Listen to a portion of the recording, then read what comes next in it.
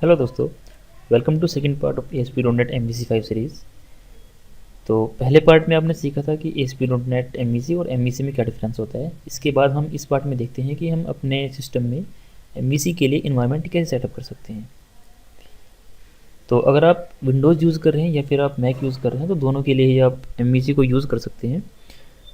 Microsoft ने दोनों के लिए ही अच्छे एडिटर प्रोवाइड कर रखे हैं। तो अगर आप विंडोज़ के लिए हैं तो आप विंडो में भी यूज़ कर सकते हैं, अगर आपने मैक आपके पास है तो आप मैक में भी इसका यूज़ कर सकते हैं।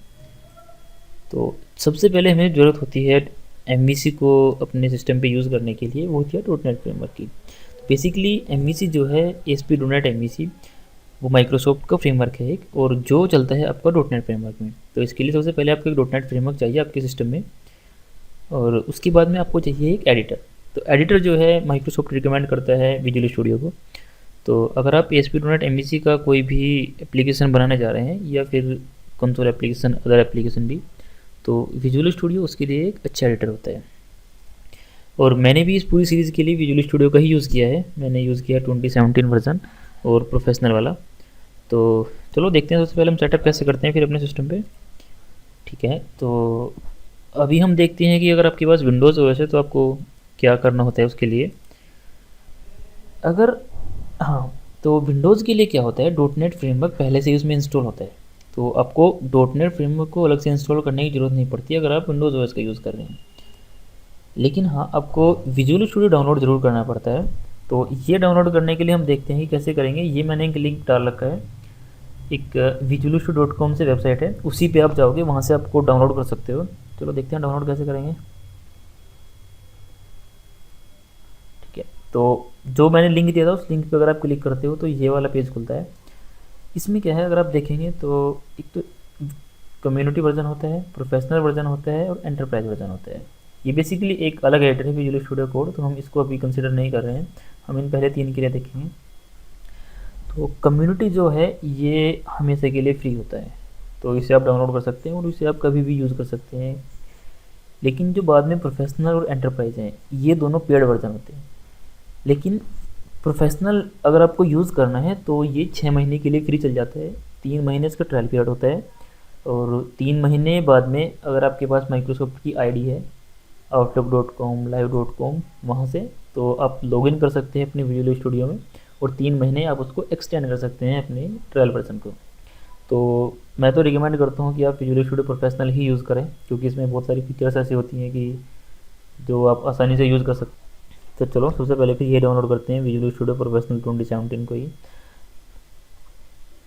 तो आपको क्लिक करना होता है फ्री ट्रायल पे, और ये ऑटोमेटिकली ही आपको एक EXE डाउनलोड करके दे देगा।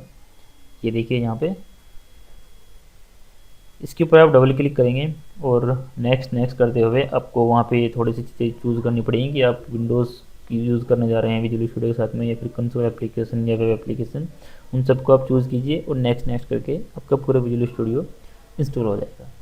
तो जब आप उसको इंस्टॉल करने के बाद में ओपन करेंगे तो ये कुछ आपको ऐसा दिखेगा, yes like this. So visual studio 2017, और ये इसका होम पेज होता है। ये हम आपको बाद में देखेंगे, अभी इसको मैं बंद कर देता हूँ बिल्कुल।